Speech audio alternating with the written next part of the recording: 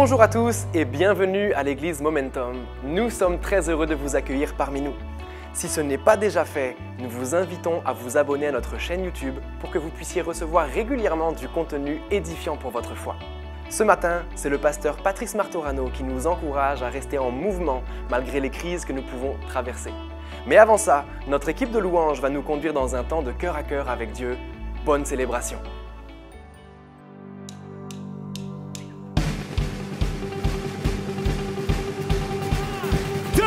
Et 1, 2, 3, hey! Oh, oh, oh,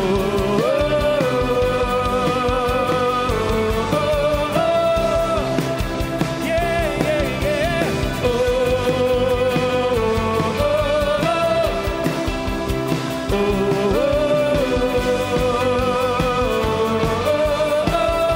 Alléluia tout le monde, je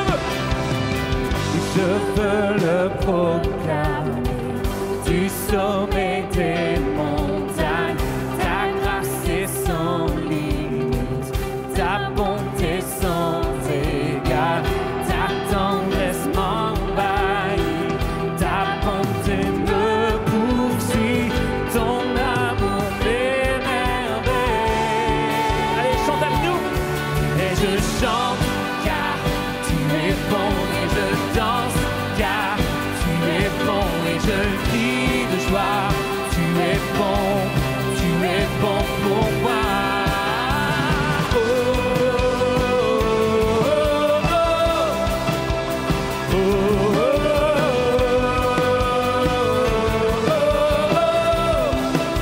Allez, rien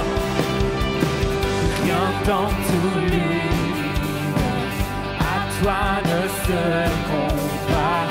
Les océans là sont reflets de ta gloire. Dans mes plus sombres lits, ta splendeur m'éblouit, ton amour m'émerveille. Et je chante car tu es bon, et je danse car tu es bon, et je crie de joie. Tu es bon pour moi.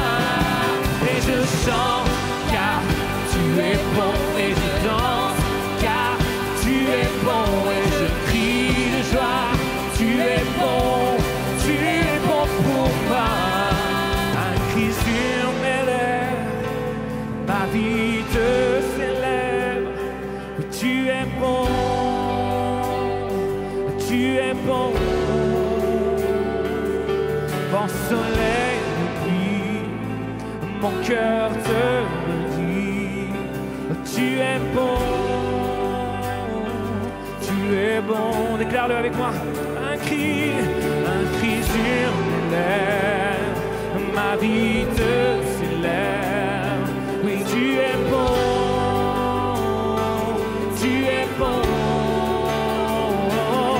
Vent, soleil ou pluie, mon cœur te redit. Oui, tu es bon, tu es bon. Et je chante car tu es bon, et je danse car tu es bon, et je crie de joie. Tu es bon pour moi.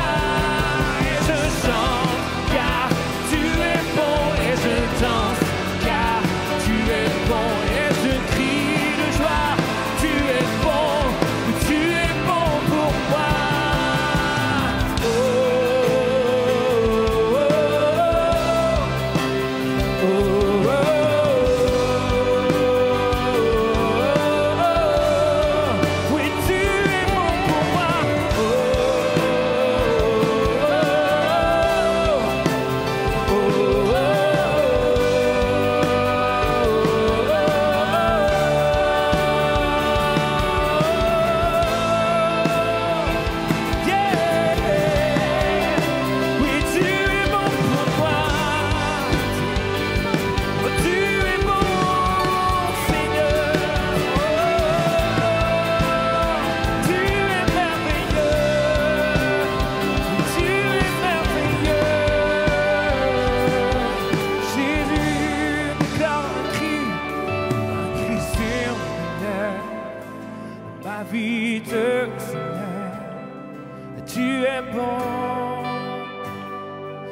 tu es bon. Vent, soleil, pluie, mon cœur te redit, tu es bon, tu es bon. Déclare-le comme une prière. Seigneur, merci, parce que tu es là, Seigneur mon Dieu. Seigneur, qu'il vente, Seigneur mon Dieu, que la tempête soit là, Seigneur mon Dieu. Je veux proclamer que tu es bon, Seigneur. Seigneur mon Dieu, tu es avec mon frère, avec ma sœur, Seigneur Jésus, derrière son écran. Tu te souviens de lui, tu te souviens d'elle, Seigneur mon Dieu. Malgré les difficultés, tu es là, Seigneur. Seigneur, nous désirons une seule chose, c'est proclamer à notre âme, Seigneur. Mon âme bénit l'Éternel et n'oublie aucun de ses bienfaits. Tu es bon, Jésus. Tu es bon, Seigneur de gloire. Oh, déclare-le, un cri sur mes lèvres. Ma vie te célèbre. Tu es bon, tu es bon. Mon soleil brille, mon cœur te le dit. Tu es bon, tu es bon.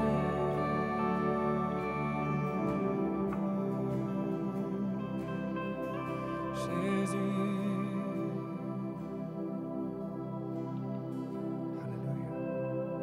Seigneur mon Dieu, on est ébloui devant ton infinie grandeur, Seigneur.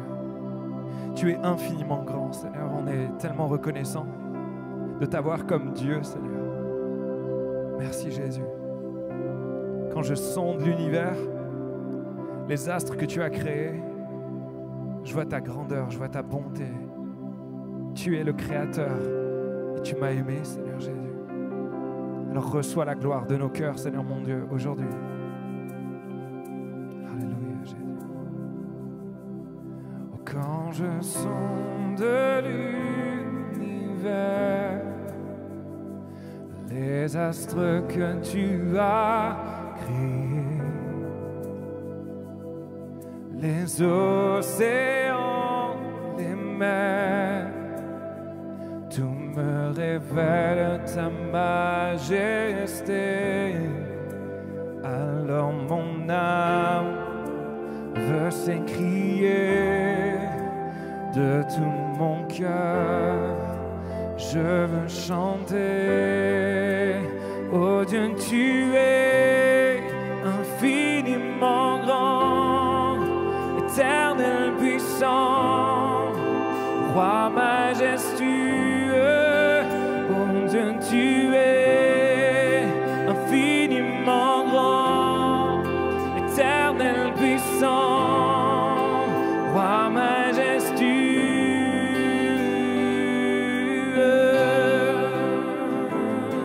Oh, oh, oh. Oh, quand je songe que tu m'as créé, Seigneur, dis-lui. Quand je songe que tu m'as fait, que tu veux révéler à moi, pour moi, que pour moi tu as tout créé, tout me révèle ta bonté. Alors mon âme veut s'écrier. Je veux chanter, alors mon âme, oui, veut s'écrier de tout mon cœur.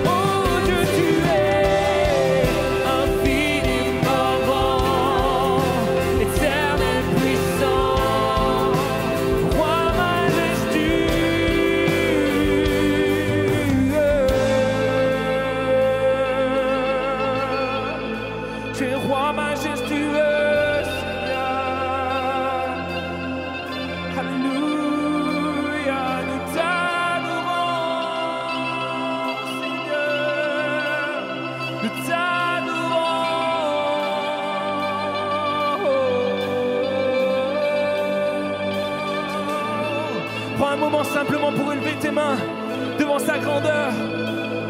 Oh, tu es digne de gloire, Seigneur. Loué soit ton nom, loué soit ton nom. Avec les anges nous chantons.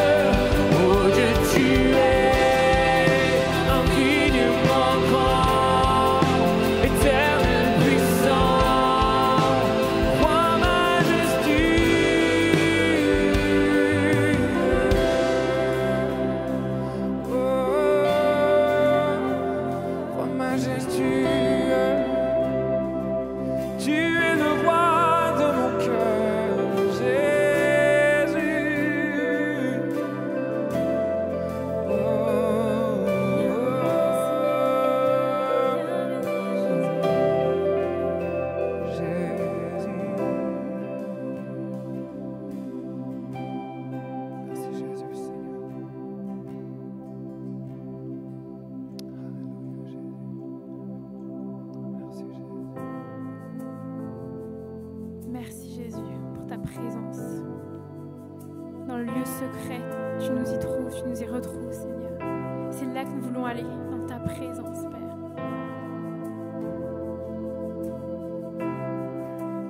Nous venons à toi, Seigneur, simplement tel que nous sommes, Jésus.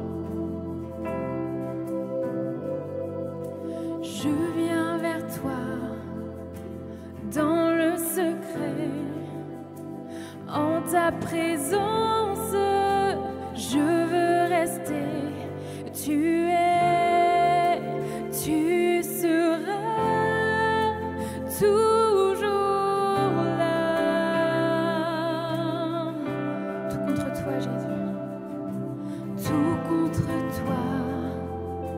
Près de ton cœur, je peux entendre ta voix, Seigneur.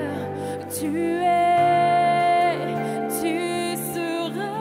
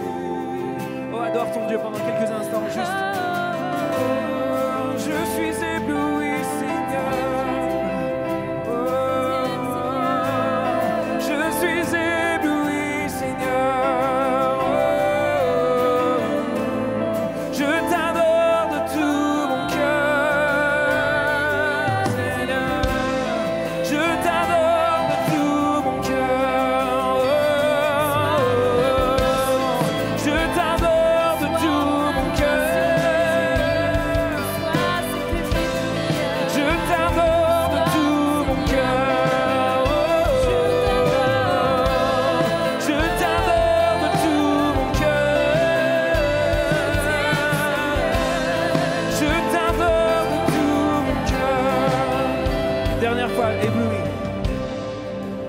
Devant toi, éternel.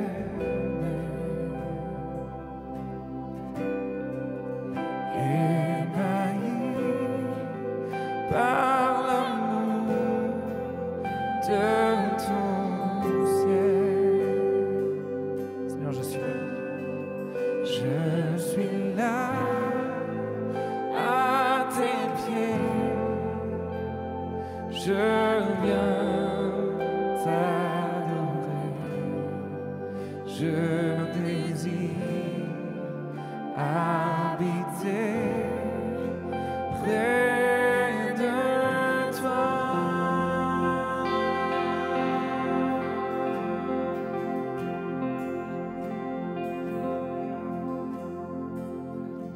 Si vous passez en ce moment par une période de difficulté, d'épreuve, peut-être qu'en ce moment vous traversez une tempête, nous aimerions pouvoir être à vos côtés, surtout ne pas vous laisser seul. Alors si vous nous suivez en direct, n'hésitez pas à remplir le formulaire qui s'affiche maintenant dans le chat et à l'issue de la célébration, un de nos conseillers prendra contact par téléphone avec vous pour pouvoir vous écouter, pour pouvoir prier avec vous. Alors surtout ne restez pas seuls, n'hésitez pas à remplir le formulaire et nous prions que Dieu vous accompagne et qu'il vous bénisse dans la saison que vous traversez en ce moment.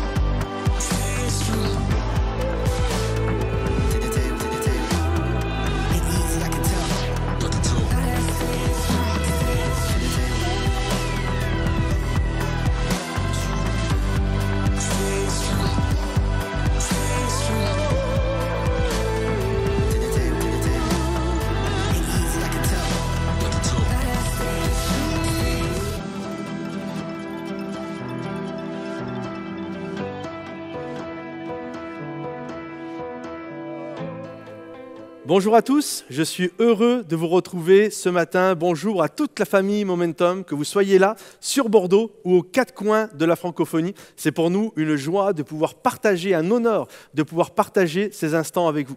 Alors, nous allons débuter pour tout le mois de septembre et également début octobre, nous allons avoir une semaine de jeûne et prière et nous allons débuter une nouvelle thématique. Et on va regarder ensemble cela.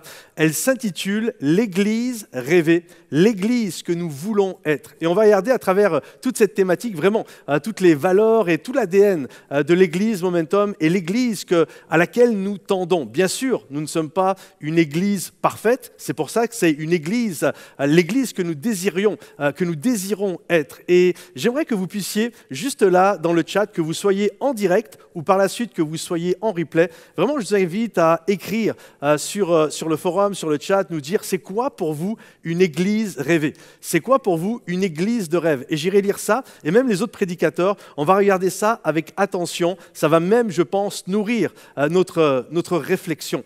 Je crois vraiment que notre Seigneur nous appelle à, jour après jour, à être une église qui va répondre aux standards de la parole de Dieu. Alors pourquoi c'est notre désir? Parce que nous désirons toujours être une église en évolution. Nous désirons toujours être une église qui va se remettre en question et qui va toujours chercher vraiment à plaire au cœur de Dieu et à répondre aux besoins des personnes qui composent justement l'église à travers les quatre coins de la francophonie. Je me souviens, il y a des années de ça en arrière, j'étais dans une voiture avec un ami et on était en train de rouler, je ne vous dirai pas où, mais on passe à côté d'une grande ville. Et là, cet ami me dit, tu vois, dans cette ville, il y a 20 ans en arrière, il y avait une église qui était juste waouh. C'était l'église où il fallait être. C'était l'église où il y avait des nouveaux projets. C'était l'église où il y avait de l'impact, il y avait des baptêmes, il y avait des chants qui étaient composés. Bref, il y avait plein de choses. Et moi, j'étais très intéressé. Je l'écoutais, j'ai waouh, c'est super, etc. Et puis là, il m'a fait comme une douche froide. Il me dit, tu sais, aujourd'hui, cette église, bien sûr, le bâtiment est toujours là. Bien sûr, il reste encore des centaines de personnes à l'intérieur. Mais cette église est devenue l'ombre d'elle-même. Elle n'a plus aucune évolution. C'est comme c'était... Il y a quelque chose qui nous rappelle qu'il il y a eu des choses glorieuses qui se sont passées, mais aujourd'hui, c'est terminé. Et lorsqu'il m'a dit ça, vraiment, dans mon cœur, j'étais comme... ça m'a glacé le sang. Je me suis retourné, il ne m'a pas vu, mais je me suis retourné de côté et j'avais comme des larmes qui étaient là sur mon cœur. J'étais tellement peiné. Et je me disais dans mon cœur, je me disais, Seigneur, j'espère que dans 20 ans, il n'y a pas quelqu'un qui va passer à côté de l'église Momentum et va dire, tu sais, cette église, il y a 20 ans, elle était géniale. Ça, c'était vraiment une bonne église, mais bon, aujourd'hui, il ne se passe pas grand-chose. Mais avant, c'était bien. Et je me dis, Seigneur, garde-nous toujours de ça. Et je crois vraiment qu'il y a un appel à toujours se remettre en question pour justement être l'Église que le Seigneur désire. L'Église que nous voulons être, c'est bien sûr l'Église que le Seigneur désire que nous puissions être. Il y a quelque temps en arrière, vous savez, l'Église Momentum, par la grâce de Dieu, sur ces 10 dernières années, a connu des belles évolutions. On avait un bâtiment qui était 2 fois moins grand que ça, et on a fait 1 culte, 2 cultes, 3 cultes. Puis un jour, on a agrandi le bâtiment, et on est repassé à 1 culte, on a fait 2 cultes, on a fait 3 cultes, et puis il y a eu, au fil des années, des centaines et des centaines de baptêmes. Et là, un jour, il y a quelqu'un qui m'a écrit sur Facebook et il m'a posé cette question. C'était pas du tout dans un mauvais état d'esprit et il m'a posé cette fameuse question. Il m'a dit, pasteur, j'aimerais connaître votre vision. Est-ce que votre vision, c'est de faire comme aux États-Unis, c'est-à-dire faire une méga church? Et lorsqu'il m'a dit ça, bien sûr, ça m'a fait sourire, alors qu'on s'entende bien. Je ne vais pas être hypocrite. Mega Church, c'est vraiment la grande, très grande église aux États-Unis.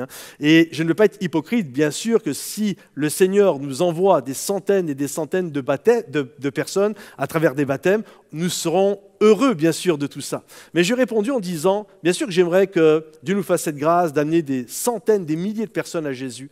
Mais notre vision est la suivante. Ce n'est pas d'être une méga church, d'être une méga église, mais notre vision, c'est d'être une méta-église. Alors, méta-église, vous allez certainement me dire, mais c'est quoi une méta-église? C'est quoi méta? En fait, j'ai noté ceci. Le mot méta est un préfixe qui provient du grec. Il y a des mots comme métamorphose, métadonnées, etc.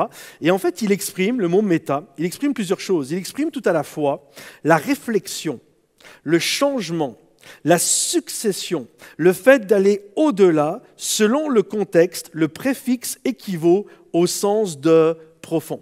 Et dans cette notion, dans cette nouvelle série de messages, l'Église rêvée, l'Église que nous voulons être, j'aimerais ce matin apporter, c'est le premier message, le message d'introduction, nous désirons être une méta-église, c'est-à-dire une église capable d'avoir une réflexion, une église capable de savoir succéder suivant les étapes, suivant les époques que nous traversons, que nous puissions nous remettre en question afin de toujours chercher ce que Dieu veut pour cette église. C'est ça l'église que nous voulons être. Nous voulons être une méta-église. Mais là, on doit comprendre ceci, c'est que nous ne pouvons pas être une méta-église, parce que le mot église, les amis, ce n'est pas un bâtiment. L'église, ce n'est pas 4 murs. L'église, ce sont nous, les pierres vivantes. Lorsque nous nous réunissons et que nous sommes ensemble, nous formons l'église. Or, on ne peut pas être une méta-église si les gens qui composent cette église ne sont pas des méta-serviteurs, c'est-à-dire des serviteurs, des hommes et des femmes capables eux-mêmes de réfléchir, de se remettre en question, d'avoir cette humilité, de plier le genou, de réfléchir de manière profonde, d'écouter ce que Dieu veut afin que nous puissions poser les gestes et aller de l'avant. Méta également, vous le savez peut-être pour quelques-uns, le mot repentance dans la parole de Dieu, c'est le mot métanoïa. Ça veut dire un changement de pensée. Et pour être une méta-église, il faut que ceux qui composent cette église soient des méta-serviteurs, des hommes et des femmes qui comprennent que la repentance, ce n'est pas juste le jour où tu as donné ta vie à Jésus, mais la repentance, c'est jour après jour, étape après étape. Il y a cette notion, il y a cet appel où je me remets en question, où j'échange la mentalité charnelle terrestre pour revêtir la mentalité du ciel. C'est ça, avoir une méta-église avec des méta-serviteurs. Il y a quelque temps, je me souviens, j'avais été prêcher dans une église et Et on m'avait demandé de faire une réunion où j'évangélisais. Alors bien sûr, j'avais parlé de la croix, j'avais parlé de la repentance, j'avais parlé du péché, j'avais parlé de l'œuvre de Jésus et tout ce que Jésus a fait à travers la croix. Et lorsque j'ai fini de prêcher, je me souviens une mamie qui est venue me voir à la fin de la réunion. Et puis elle m'a dit « Ah, pasteur, vraiment merci ». J'ai dit « Pourquoi vous me dites merci ?» Elle me dit « Merci parce que je trouve que l'on entend de moins en moins parler de la repentance. Et vraiment, merci de l'avoir fait. » Et là, j'ai regardé, j'ai compris ce que cette mamie a voulu dire, bien sûr. Et là, j'ai regardé, je dis, je comprends ce que vous dites, mais je pense que vous avez une vision finalement très française de ce qu'est la repentance. Parce que la repentance, ce n'est pas juste, bien sûr, c'est ça, mais ce n'est pas que donner sa vie à Jésus. La repentance, c'est changer sa mentalité. Donc, je crois que chaque prédication, et j'essaye de faire ça à chaque fois que je prêche, et je crois que quasiment tous les prédicateurs de la terre font de même s'il n'y a pas le mot repentance à chaque fois, mais chaque message est un message de repentance. Pourquoi ? Parce que c'est un message qui nous invite à changer notre mentalité pour revêtir la mentalité du royaume de Dieu. Je vous donne un exemple. Par exemple, moi, en ce qui me concerne, je vais être d'un tempérament, je peux être assez sanguin. Donc, de par ma nature, si quelqu'un vient vers moi et boum, me met une gifle, ma réaction première va être de rendre ce que l'on m'a fait. Okay, je suis persuadé, il y en a, vous dites « Oh, le pasteur, qu'est-ce qu'il raconte ? Il oserait, etc. » D'autres, vous comprenez tout à fait, mais c'est notre réaction charnelle. Okay ? Et lorsque j'entends un message qui me dit « Lorsque quelqu'un te gifle sur la joue droite, tends-lui la joue gauche », pour moi, c'est un message de repentance. Pourquoi ? Parce que c'est un message qui m'invite à changer de mentalité. Ceux qui aiment bien l'argent et qui entendent un message qui dit « Ne vous amassez pas des trésors sur la terre, là où la teigne et la rouille pourrissent, mais amassez-vous des trésors dans le ciel, là où la teigne et la rouille ne peuvent rien gâter », alors moi, je crois que c'est un message de repentance, parce que c'est un message qui m'invite à troquer ma mentalité terrestre pour revêtir la mentalité du ciel. Donc je crois que vraiment, il y a vraiment cette notion, l'église que nous voulons être, c'est une église de repentance, une église dans le sens, pas juste français, mais dans le sens grec, pleinement, parce que le Nouveau Testament est écrit en grec, dans la notion de métanoïa, de toujours changer sa pensée, sa réflexion, aller au-delà, réfléchir pour que nous puissions vivre tout ce que le Seigneur désire que nous puissions vivre. Alors on va regarder ce matin, brièvement, à quelques pistes de réflexion sur cette notion d'une méta-église, d'une église en évolution, d'une église en changement. Alors bien sûr, ce n'est pas exhaustif dans cette notion-là. On va regarder, il va y avoir plein d'autres matinées où nous allons regarder ça, même tout un jeûne et prière où nous allons regarder ça. Mais j'aimerais regarder avec vous, vraiment dans cette notion de l'église que nous voulons être, cette église de méta-église, j'aimerais regarder plusieurs pistes. Et la première clé, la première piste de réflexion, c'est de comprendre que l'humilité, premièrement, est la racine de toutes les grâces. Une église qui veut être une église qui a toujours la faveur et la grâce de Dieu, toujours la main de Dieu sur elle, c'est une église qui est appelée à comprendre que l'humilité est la racine de toutes les grâces. Regardez ce que la Bible dit. Proverbe 18, 12. « L'orgueil précède la chute. Mais l'humilité précède la gloire. » Vous connaissez certainement ce verset. L'orgueil précède la chute. Un orgueilleux va chuter. Mais celui qui est humble, l'humilité précède la gloire. Moi, je me souviens, lorsque ma maman est chrétienne, et donc j'ai eu l'occasion d'aller, quand j'étais enfant, sur les bancs de l'école du dimanche. Et très rapidement, je voulais un peu trop rien savoir. Je préférais être à l'extérieur, etc. Mais Dieu m'a fait grâce quand même, plusieurs fois, dans ma jeune adolescence, il m'a appelé. Je me souviens, la première fois, j'avais 13 ans, j'étais dans un camp. Et là, il y avait la présence de Dieu qui était intense, elle était palpable. Et je me souviens, quand j'ai senti la présence de Dieu arriver, j'ai senti les larmes monter en moi. Et la chose que j'ai fait, je me suis mis à prendre vraiment à courir. Je ne pouvais pas rester dans la présence de Dieu. J'ai dit, je vais pleurer devant les gens. Moi, là, c'est pas possible que je pleure devant des gens. Je vais partir, je vais aller me cacher dans les toilettes. Comme ça, si je pleure, personne va me voir. Et lorsque je suis sorti, c'est comme j'ai senti la présence de Dieu s'enlever. J'avais 18 ans, la même chose, je me retrouve dans une réunion de jeunesse. J'allais très rarement, mais à chaque fois, le Saint-Esprit me foudroyait. J'étais dans une réunion de jeunesse et là, je sens le Saint-Esprit pendant le moment d'appel. C'était fou parce qu'en plus, je n'avais même pas assisté à la prédication, mais j'arrive au moment de la conclusion, au moment de l'appel, et là, vraiment, le Saint-Esprit me foudroie. Je sens la présence de Dieu arriver et là, je pars en courant. C'est simple, à chaque fois que je ressentais la présence de Dieu, je partais. Parce que je savais que j'allais me mettre à pleurer. La présence de Dieu me faisait vraiment, c'était un effet incroyable. Et je me disais, c'est mon orgueil d'origine sicilienne. Moi, je suis un homme, moi, je ne pleure pas devant les gens, moi, je ne pleure pas devant les personnes. À chaque fois, cet orgueil-là faisait quitter la présence de Dieu. Et à chaque fois, mes bien-aimés, à chaque fois, ma vie s'empirait. À chaque fois, c'était comme... Il se passait des drames ensuite, c'est comme je m'enfonçais dans mon péché. Je me souviens à 18 ans, quand le Seigneur m'a appelé, j'ai senti sa présence et que par orgueil, j'en avais pas voulu. Ensuite, je suis tombé dans la drogue légère au début, ensuite, légère, drogue douce plus exactement. Et ensuite, j'étais même jusqu'à la drogue dure et l'héroïne et toutes ces choses-là. Et à chaque fois, ça allait de mal en pire, c'était une catastrophe. Mon orgueil me faisait chuter. Puis un jour, je me suis retrouvé dans un camp. Dieu a créé tout un concours de circonstances. Et je me souviens, j'étais là, j'étais assis, et le prédicateur fait un appel. Guy Bergamini, je me souviens, il fait un appel, et on n'était pas nombreux, on était une quinzaine comme ça. Et moi, je me suis dit, ce jour-là, s'il fait un appel pour ceux qui veulent donner leur vie à Jésus, ce jour-là, je lève ma main, je donne ma vie à Jésus.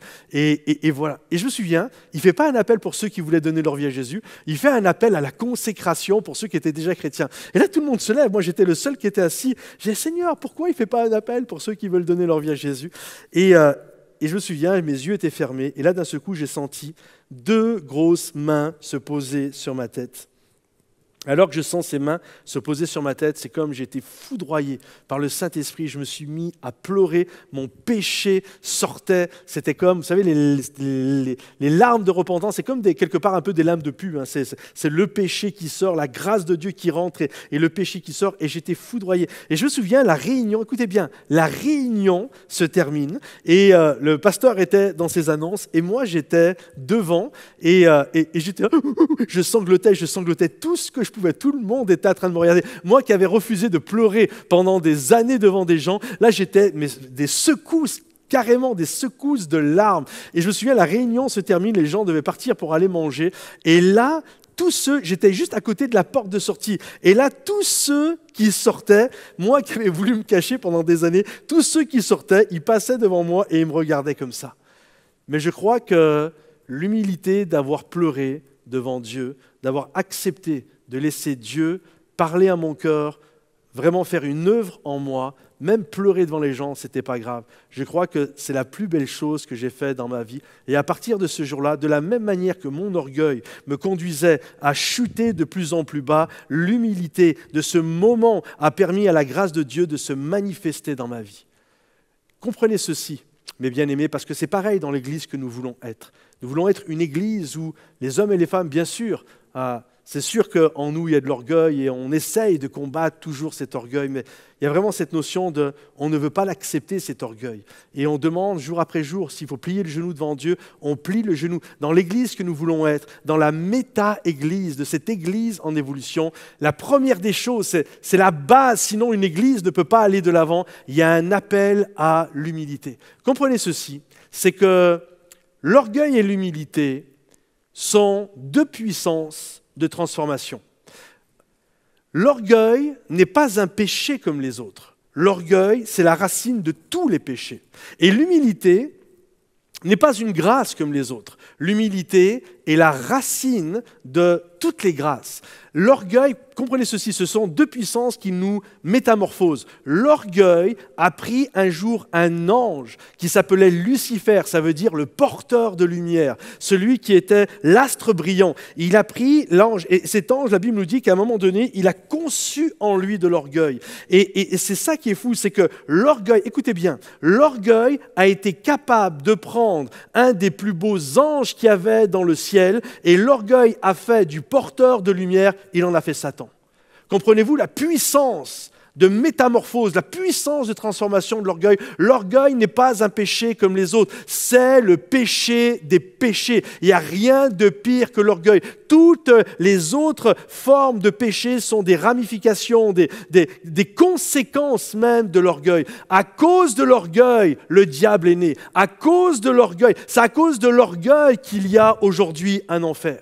Et tous les anges qui par vanité et orgueil ont voulu suivre Lucifer, aujourd'hui sont les démons en activité sur la terre. Donc ne prenons pas l'orgueil comme quelque chose, comme un péché comme les autres. Ah lui il a un problème de l'orgueil, lui il a un problème de pornographie, lui il a un problème avec l'alcool, etc. Bien sûr tous les péchés sont graves, mais il n'y a rien de pire. Et c'est comme si tous les autres péchés sont hyper condamnés, mais c'est comme des moments où on voit des gens orgueilleux parmi nous et c'est comme, c'est pas grave, il n'y a rien de pire que l'orgueil. C'est une puissance de mort, c'est une puissance littéralement qui vient et qui sent l'enfer. Alors que l'humilité, c'est carrément autre chose.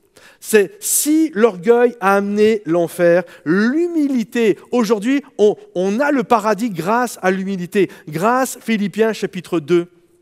Grâce à l'humilité de Jésus, qui n'a pas regardé à être égal de Dieu, mais il s'est dépouillé par humilité de tout ce qu'il avait. Il est venu naître sur cette terre dans une modeste, dans une humble étable. Il a marché parmi nous, modestement, humblement, et il est mort sur la croix comme un vulgaire brigand. Et si aujourd'hui nous pouvons dire nous sommes sauvés, si aujourd'hui nous pouvons dire nous pouvons et nous avons l'assurance de notre salut, c'est grâce à l'humilité de Jésus qui s'est donné sur la croix. Comprenez ceci, l'orgueil et l'humilité ne sont pas un péché ou une grâce parmi les autres, c'est le péché qui amène l'enfer et l'autre c'est l'humilité, c'est la vertu qui amène cette grâce extraordinaire. Et je crois qu'une personne qui est capable de plier le genou devant Dieu, de se tenir devant Dieu, même le plus bas des pécheurs, même le plus vil des pécheurs, celui qui humblement, même si bien sûr il n'y a rien d'extraordinaire dans sa vie, mais humblement il se tient devant Dieu, il demande pardon à Dieu, notre Dieu dans son ciel de gloire est capable de le relever, de le redresser, de le lever jusque devant le trône de la grâce et d'en faire un enfant de Dieu. Comprenez-vous cette puissante réalité. Et je crois qu'une église, l'église que nous voulons être, n'est pas une église où chacun va jouer des coudes, mais comme Jésus qui n'a pas regardé vraiment, il s'est dépouillé de tout ce qu'il avait. Il a regardé, c'est l'appel que nous avons de regarder les autres comme étant supérieurs à nous-mêmes. L'église que nous désirons être, c'est une méta-église, une église en réflexion, une église en changement, une église qui comprend que s'il n'y a pas d'humilité, il n'y a pas de gloire dans la maison. S'il n'y a pas d'humilité, il n'y a pas la grâce de Dieu qui vient se manifester. C'est pourquoi le désir que nous avons dans notre cœur, l'église rêvée, l'église de rêve, l'église que nous voulons être est une église qui comprend, malgré tous ces manquements, malgré toutes ces imperfections, malgré le fait qu'on ne comprend pas toujours tout et on fait des erreurs, mais toujours cette notion remplie d'hommes et de femmes. On ne peut pas être une méta-église s'il n'y a pas des méta-serviteurs.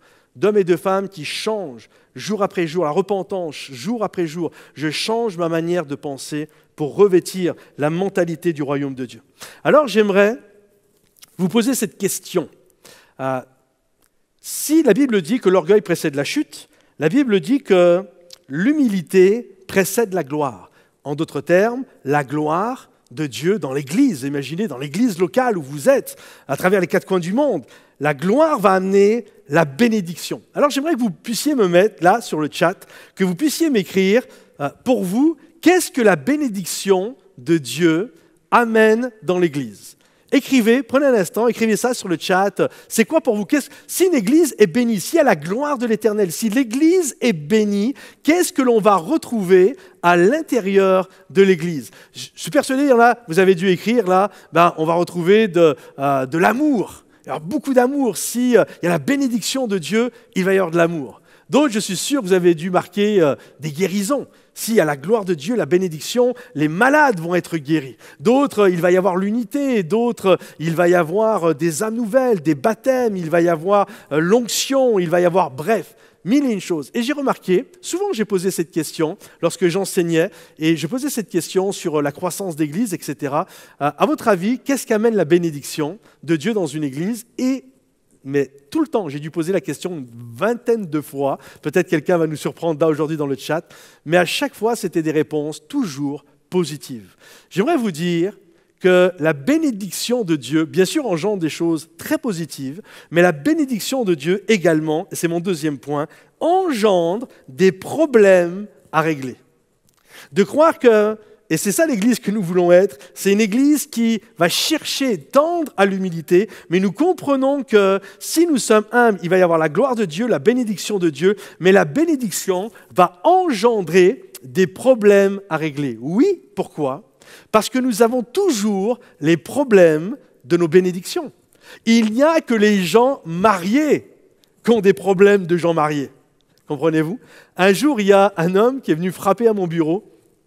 Il était dans la petite quarantaine, je me souviens à l'époque, et il me dit « Pasteur, prie pour moi ». Je dis « Oui, pourquoi ?» Il me dit « Prie pour moi, j'en ai marre d'être célibataire. Prie pour moi pour que Dieu me donne une femme. » J'ai dit « Ok, très bien, on a prié. » Et je me souviens, une année après, il est venu me voir et me dit « Pasteur, Dieu a répondu, Dieu est grand, voilà, telle date, est-ce que tu peux nous marier? On va se marier, j'ai trouvé ma chérie, etc. » Waouh, génial. Et on les a mariés. Et je me souviens, peut-être 6 mois après, il vient toquer dans mon bureau. Et là, j'ouvre la porte, il dit « Pasteur, j'en ai marre d'elle. » Et comprenez-vous, il n'y a que les gens mariés qui ont des problèmes de gens mariés.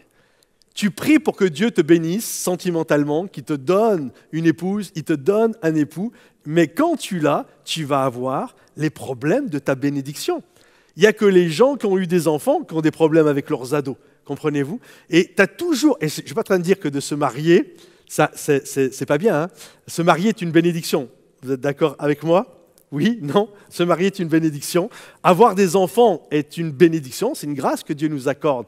Mais croire que parce que je suis béni, je ne vais pas avoir des problèmes liés à cette bénédiction, c'est un leurre. Il y a toujours des bénédictions et avec ces bénédictions-là, il y a toujours des problèmes qui arrivent. Regardez, l'Église de Jérusalem est un modèle pour nous, dans l'Église que nous voulons être, est une Église qui a connu une croissance, donc une grâce, une bénédiction magnifique. Ils étaient 12, ils sont passés à 120, de 120, le jour de la Pentecôte, ils sont passés à 3000, et là, au moment où on va lire cette histoire, ils sont rendus à 5000. Donc on est d'accord pour dire, passer de 12, 120, 3000, 5000, l'Église est bénie. L'Église, il y avait, en plus, quand vous lisez, il y avait des guérisons, il y avait, bref, le Saint-Esprit qui se manifestait, des journées de baptême phénoménales, c'était vraiment quelque chose. Hein. Alors on peut se dire, là c'est sûr que cette Église n'a pas de problème. C'est sûr que cette Église, tout roule, les gens sont tous contents dans l'Église. Regardez ce qu'il est dit. Actes, au chapitre 6. En ce temps-là, le nombre des disciples augmentait. Donc on est d'accord pour dire qu'il y avait la grâce et la bénédiction. Les hellénistes murmurèrent contre les Hébreux, parce que leurs veuves étaient négligées dans la distribution qui se faisait chaque jour. Juste pour que vous puissiez comprendre, donc il y a à l'époque à Jérusalem, il y avait 2 synagogues. Il y avait une synagogue judaïsante où vraiment c'était des juifs radicaux qui étaient là. C'était on ne se mélange pas, on ne fait rien rentrer de ce qui vient de l'extérieur. C'était vraiment des purs et durs. De l'autre côté, il y avait une synagogue qui était helléniste. Helléniste, c'est quoi? Hélène, ça veut dire grec. Donc, une synagogue où il y avait les influences grecques qui étaient là. Une influence des philosophies de ce monde, etc. Et les deux ne s'appréciaient, mais alors pas du tout. Et là, lorsqu'il y a eu des conversions, lorsque des milliers de personnes ont donné leur vie à Jésus, la réalité, il y a eu des conversions de la synagogue judaïsante et il y a eu des conversions de la synagogue des hellénistes. Et les deux, qui n'avaient rien à voir, se retrouvent aujourd'hui ensemble dans la même église. Vous imaginez un peu les frictions qu'il pouvait y avoir. Il n'y a rien de nouveau sous le soleil. C'est un peu comme aujourd'hui, lorsque les jeunes se plaignent des personnes âgées, les personnes âgées se plaignent des jeunes. Et là, on n'a pas assez de musique blanche, on n'a pas assez de musique noire, on n'a pas assez de ceci, de cela. En fait, c'est ça l'église, c'est la beauté de l'église. C'est tu prends vraiment des gens de tous bords, tous côtés, et tu les mets ensemble, des gens qui normalement ne se seraient jamais parlé de la vie, mais là, d'un seul coup, boum, tu les mets tous ensemble, et ça devient la famille joyeuse du Seigneur. Et là, ils sont tous ensemble, et il y a des veuves, et elles ont des besoins, et là, normalement, on devait répondre à leurs besoins, et on répond à leurs besoins, mais il semblerait qu'il y ait un problème.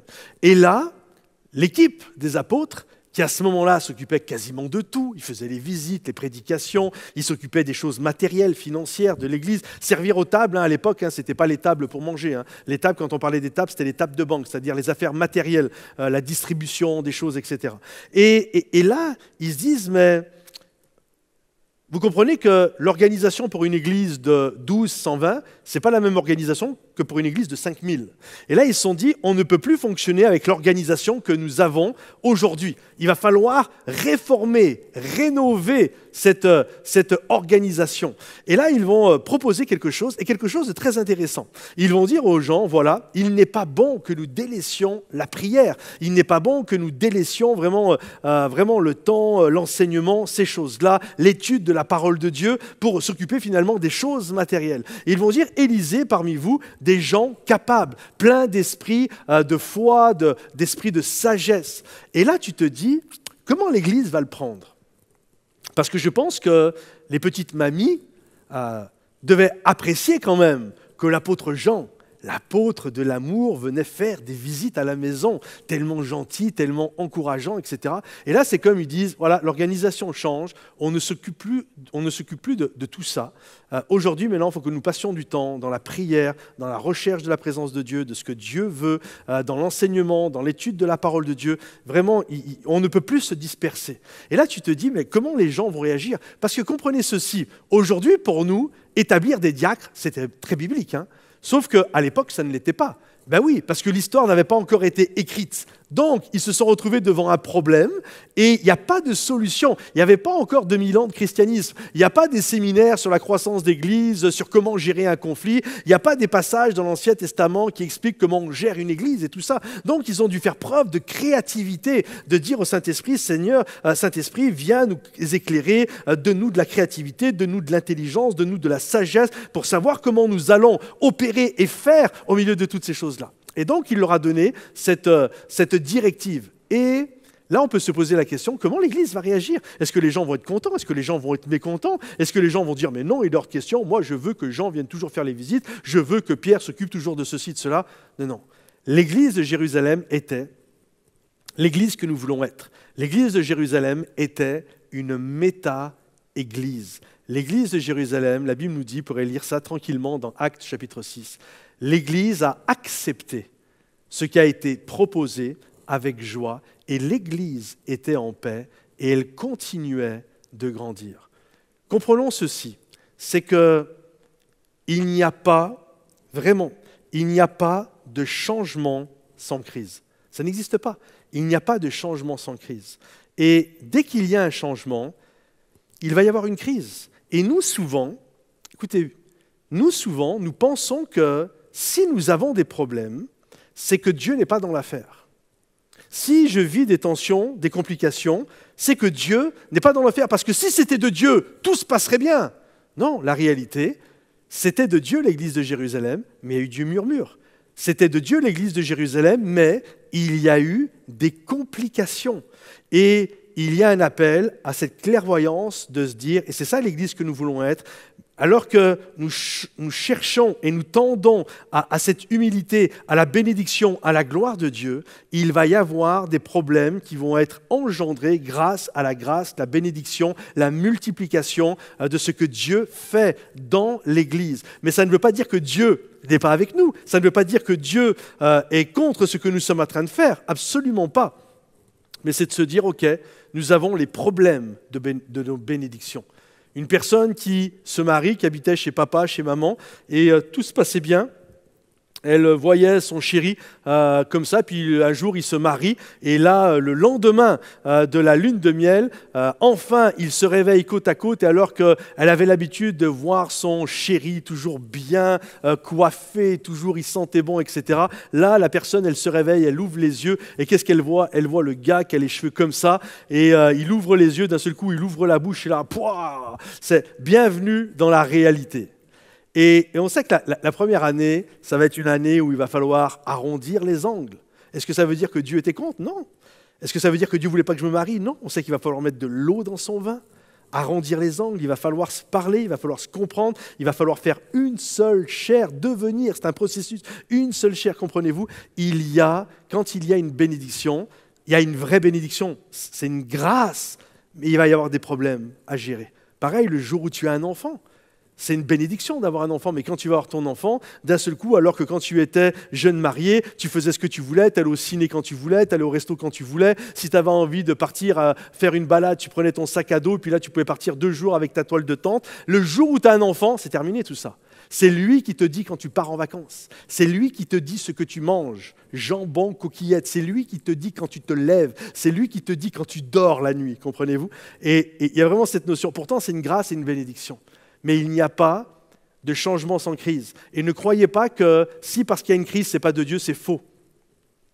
Chaque changement, positif ou négatif, va générer une crise. Mais l'Église que nous voulons être, c'est une Église qui relève le défi. Nous voulons être une méta-Église, une Église rêvée qui comprend que Dieu l'a bénie, mais elle va littéralement arrondir les angles, elle va chercher, comprendre, s'ajuster, s'organiser de manière différente, toujours pour que la grâce de Dieu puisse se manifester.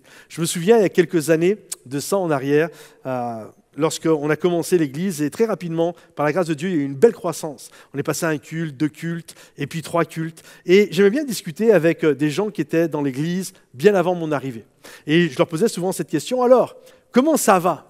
Comment tu vis les changements? Comment tu perçois tout ça? Et je me souviens un jour, je discute avec une femme de l'Église, et elle me dit, maintenant ça va. Je dis, ah, si tu dis maintenant ça va, c'est qu'à un moment donné, ça n'allait pas du tout. Elle me dit, non, je t'avoue, j'ai failli quitter l'Église. Je dis, pourquoi tu as failli quitter l'Église? Elle dit, écoute, moi, ça fait des années que j'étais là avant que vous arriviez. Et je connaissais tout le monde. Quand je m'asseyais à l'église, je connaissais tous ceux qui étaient à ma droite, à ma gauche, devant, derrière. Mes enfants connaissaient tout le monde et tout le monde connaissait mes enfants. Je connaissais le prénom de tout le monde et tout le monde savait qui j'étais. Elle dit là, l'église a tellement changé, il y a tellement de nouveaux. L'église même physiquement a changé. Elle dit quand je viens, je ne reconnais pas mon église. J'ai l'impression que je ne suis plus dans mon église. Je suis là, je regarde les gens autour de moi, c'est comme, j'en connais aucun. Et pour moi, ça a été extrêmement compliqué. Elle me dit, le plus compliqué, c'est qu'elle venait toujours au culte de 9h30. Et puis, à cette époque-là, on avait un culte, c'est le samedi soir. Et là, elle me dit, à cause du travail, j'ai dû venir un jour le samedi soir. Et donc là, forcément, les gens avaient leur habitude. Et quand elle est venue au culte le samedi soir, c'était carrément une autre population. Et là, lorsqu'elle arrive, à l'entrée, on a un service d'accueil. Et là, il y a une jeune fille, ça faisait 6 mois qu'on l'avait baptisée, et elle accueillait les personnes. Et là, la jeune fille, quand elle voit cette dame arriver, elle est toute contente. Elle lui tend la main, elle lui dit bonjour. L'autre lui répond bonjour. Et là, elle lui dit bonjour, madame, vous êtes une nouvelle? Elle me dit, quand elle m'a dit ça, j'avais envie de lui hurler dessous. Qui, moi, une nouvelle? C'est toi la nouvelle. Moi, ça fait 30 ans que je viens dans cette église. Elle m'a dit, j'ai failli quitter. C'était terrible pour moi de vivre ça. Et puis, je me suis mis à prier. Et quand j'ai prié, le Seigneur m'a dit, tu as prié pendant des années pour voir et vivre ça. Et maintenant que tu le vis, tu n'es pas contente. Et il y a cette réalité, si Dieu répondait à nos prières et que Dieu ferait le réveil, tout serait tellement chamboulé dans l'Église, croyez-moi, qu'il y en a beaucoup, même là, vous êtes en train de m'écouter, vous ne mesurez pas tout le chamboulement que ça peut générer. Il n'y a pas de changement sans crise. Mais je le comprends, et l'Église que je veux être, l'Église que nous voulons être, l'Église de rêve, c'est une méta-Église, c'est une Église qui le comprend, le conçoit et qui va se dire, même si c'est compliqué, parce que ça bouge mes habitudes, j'ouvre mon cœur, je fais de la place et j'accepte avec humilité et grâce ce que Dieu est en train de faire pour que nous puissions continuer et aller de l'avant. Alors, il va y avoir des crises, ça c'est normal. Et souvent, dans l'Église rêvée, l'Église de rêve, l'Église que nous voulons être, quand Dieu l'a bénie, celle-ci, n'importe quelle Église dans le monde, quand Dieu l'a bénie, forcément des moments, et on l'a vu là tout à l'heure je parlais d'organisation, quand ils étaient 12, 120, 3000, 5000, à chaque fois ça a dû bouger les choses. Et forcément, on fait les choses de manière différente. Et j'aimerais vous amener à comprendre ça, et je finirai avec ce dernier point. Troisièmement, un même but, mais avec une approche différente. Vous savez, on peut avoir le même objectif, mais avoir des approches, des moyens de faire qui sont totalement différentes. Vous savez, par exemple, le but peut être l'évangélisation, par exemple. On désire évangéliser. Par exemple, si vous discutez avec un pasteur, je vais y aller avec ça. Si vous discutez avec des pasteurs à travers, excusez-moi, à travers les quatre coins de la francophonie, et que vous demandez au pasteur, c'est quoi votre vision? Je crois que toutes les églises du monde, les gens n'ont pas conscience de ça, mais je crois que toutes les églises du monde, à quelque chose près, nous avons tous la même vision. On veut tous gagner des âmes pour Jésus, on veut tous que les gens évangélisent, on veut que les gens deviennent des disciples, on veut que des gens soient des adorateurs. Bref, on veut tous la même chose. En fait, ce qui change, ce n'est pas le but, c'est-à-dire la vision, l'accomplissement. Ce n'est pas ça qui change d'une église à l'autre. Ce qui change, c'est quels sont les moyens que tu utilises pour arriver à ce but-là. Par exemple, au niveau de l'évangélisation, tu peux évangéliser en allant sur la place du marché, tu montes sur un banc et tu dis « repentez-vous tous », etc. Ça, c'est une manière d'évangéliser. Et puis, tu peux être plus timide, et là, tu rentres dans ta chambre, et tu fais un site internet, et là, tu évangélises. Comprenez-vous? Le but est le même, mais il y a des chemins qui sont différents. Et la chose, souvent, qui prend place dans des églises, et qui ont ruiné des églises, qui ont cassé des églises en deux, et c'est la chose sur laquelle nous devons toujours faire attention, c'est que comprendre que ce qui est important, c'est le but. Le moyen pour accomplir ce but, bien sûr, il faut qu'il soit propre, il faut qu'il soit dans les standards de la parole de Dieu, mais que tu prennes le chemin de droite ou que tu prennes le chemin de gauche, ce n'est pas ça le plus important. Le plus important, c'est que des âmes donnent leur vie à Jésus. Et il y a vraiment cette notion, des moments, des gens, ça fait tellement longtemps qu'on fait toujours le même processus que dès que quelqu'un vient et change ce processus, c'est comme si quelqu'un touchait à la parole de Dieu. Ouais, mais on a toujours fait comme ça, c'est comme ça que les choses doivent être faites, etc.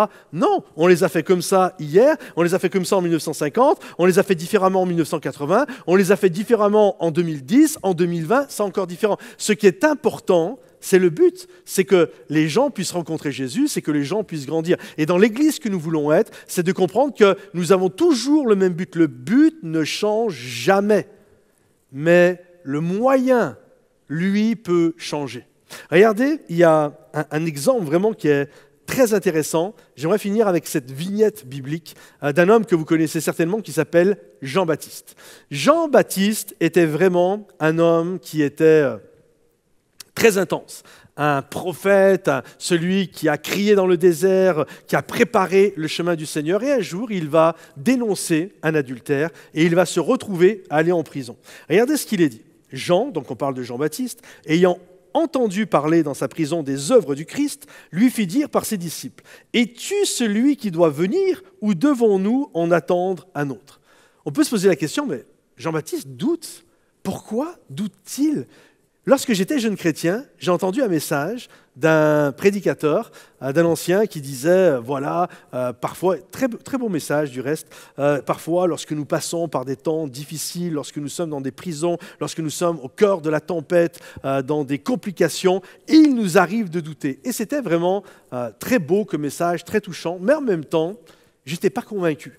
Je n'étais pas convaincu parce que je me disais, waouh, Jean-Baptiste là, c'est vraiment un monsieur qui est intense. Je ne crois pas que Jean-Baptiste était fragile au point de douter parce qu'il était dans une prison. Vous savez, Jean-Baptiste, il était tellement intense, lorsqu'il prêchait, il ne s'embarrassait pas. Vous savez, aujourd'hui, sur Internet, le titre est très important, on le sait. Il y a plein d'églises qui vont réfléchir, c'est quoi le meilleur titre que je peux mettre, comment débloquer des situations pour permettre aux gens de vivre les 8 clés du succès, etc., etc. Jean-Baptiste, lui, vraiment ne se prenait pas du tout la tête avec ça. Le titre, je ne sais pas comment les gens réagiraient aujourd'hui, le titre de mon message, « Race de vipères, sépulcre blanchi ». Vous voyez, c'était ça un peu le titre de message de Jean-Baptiste. Et il était très intense.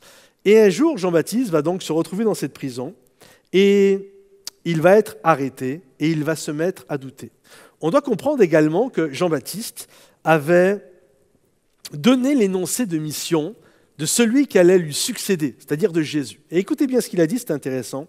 En parlant de Jésus, il dit « il », donc c'est Jésus, séparera le grain, c'est-à-dire les bonnes personnes, de la paille, c'est-à-dire les mauvaises personnes. Il amassera son grain, c'est-à-dire les bonnes personnes, dans son grenier, c'est-à-dire dans le ciel. Et il brûlera la paille, c'est-à-dire les pécheurs, dans un feu, c'est-à-dire l'enfer, qui ne s'éteint jamais. Ça, c'était... Jean-Baptiste est en train de dire « Hey, vous trouvez que je suis intense? Attendez, celui qui vient après moi, waouh, vous n'avez encore rien vu, les amis. » Et là, Jean-Baptiste se fait arrêter, il est dans sa prison, et on sait que quand il est dans sa prison, il va avoir des visites. Il y a des gens qui viennent lui raconter des choses, et lui-même va envoyer des gens. Donc, il a des visites. Imaginez, j'espère que vous avez un peu d'imagination avec moi, imaginez un instant cette scène. Jean-Baptiste, donc, est en prison, il reçoit 2 personnes qui viennent le voir, et Jean-Baptiste, il aime l'œuvre de Dieu, il s'intéresse à l'œuvre de Dieu. Et Jean-Baptiste, certainement, qu'il a dû dire à ses amis qui étaient là, « Alors, dites-moi, moi je suis en prison, mais l'œuvre de Dieu continue à bien avancer. J'ai passé le relais à Jésus, il a fallu qu'il croisse et que moi je diminue. Alors dites-moi les amis, comment ça se passe? Est-ce que Jésus fait bien comme moi? Est-ce que Jésus vraiment est venu juger la paille? Est-ce que Jésus est venu vraiment faire cette séparation, etc., etc. » Et là j'imagine les 2 visiteurs le regardent embêté.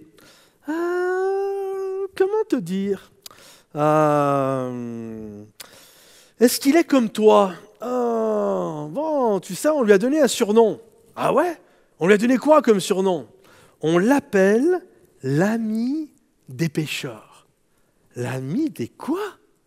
Ouais. On l'appelle l'ami des pécheurs. Mais il ne juge pas. Non, il a dit qu'il n'était pas venu juger le monde. Il a dit qu'il était venu sauver le monde et lui, c'est l'ami des pécheurs. C'est quoi ce truc-là? Non, mais dites-moi les gars. Non, là, je ne comprends pas tout, dites-moi.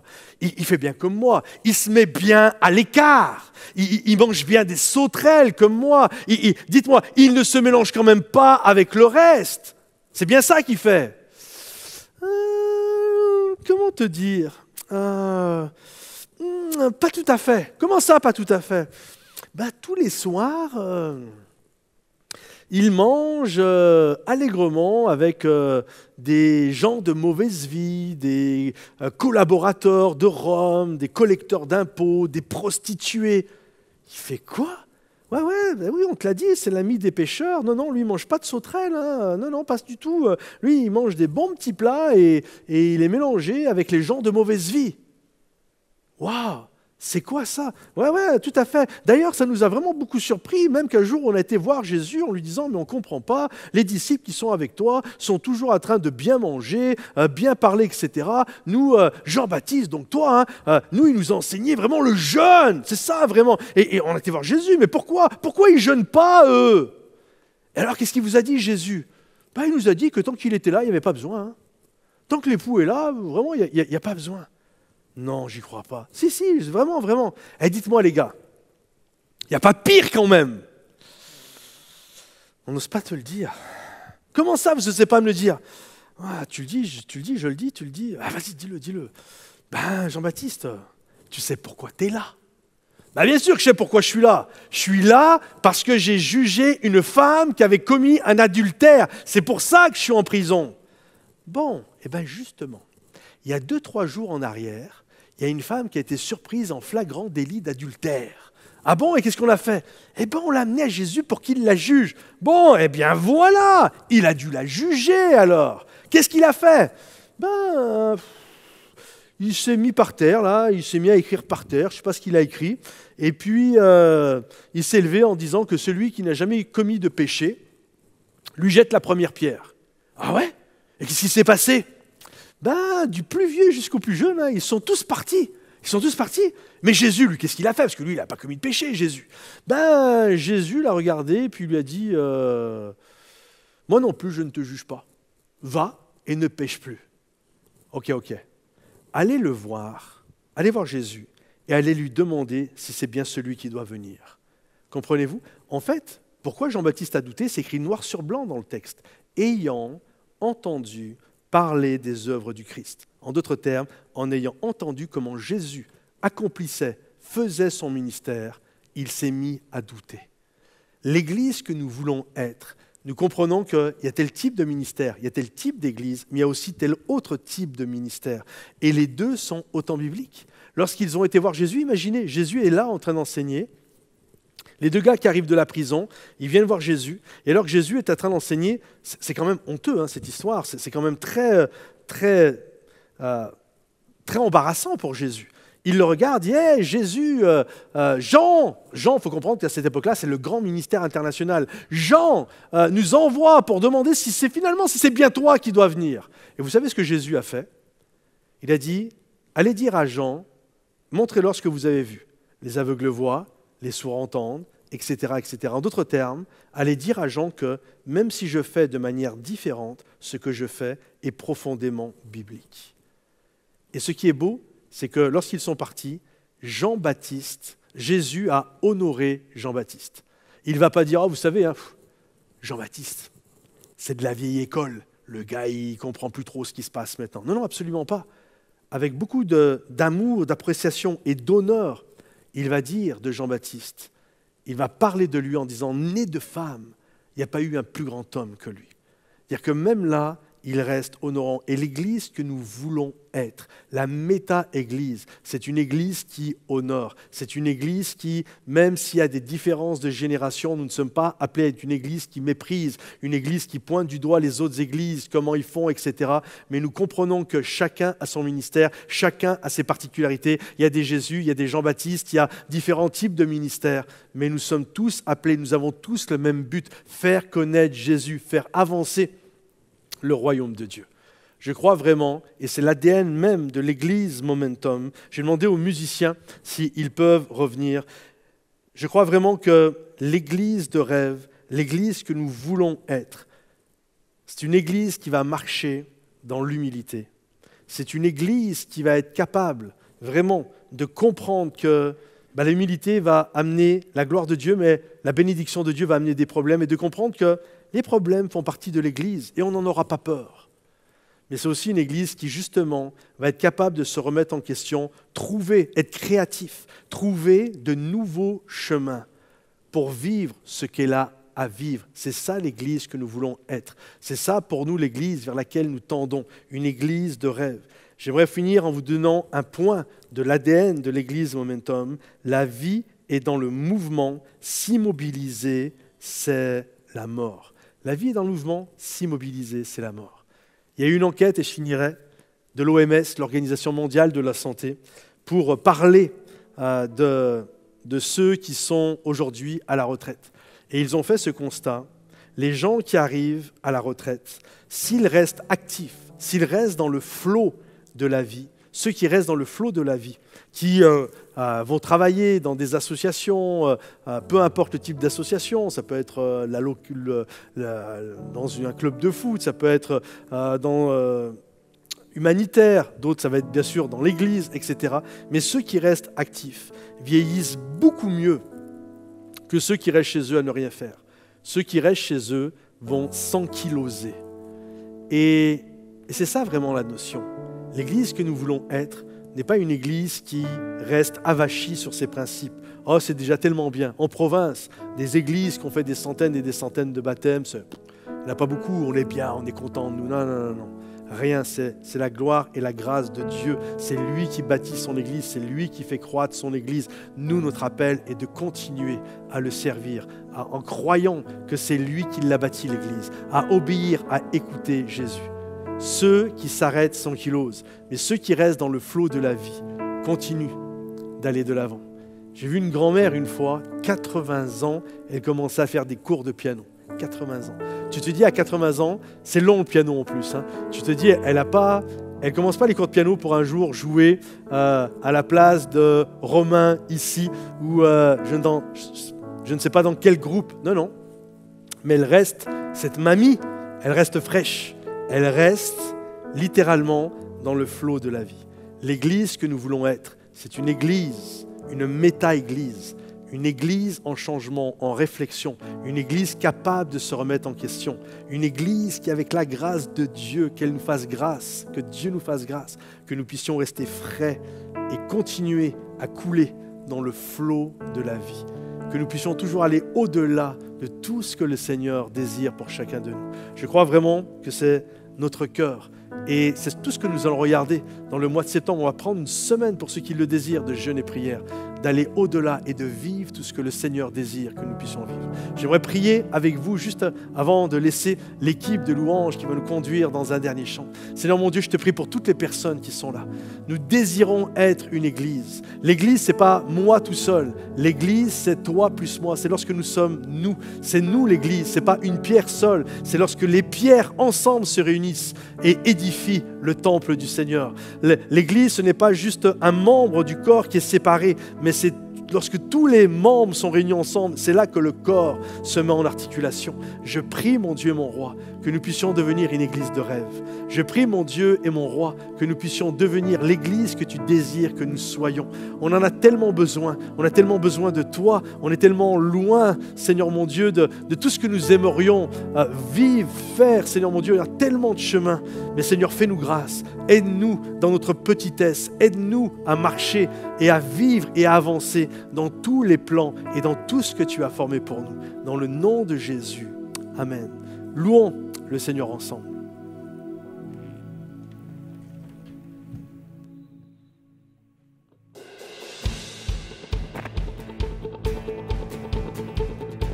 Allez, on déclare ensemble. Oh, oh, oh, oh. Dans la vallée des peurs et des larmes, je ne crains rien, car tu es avec moi. Oui, tu es avec moi.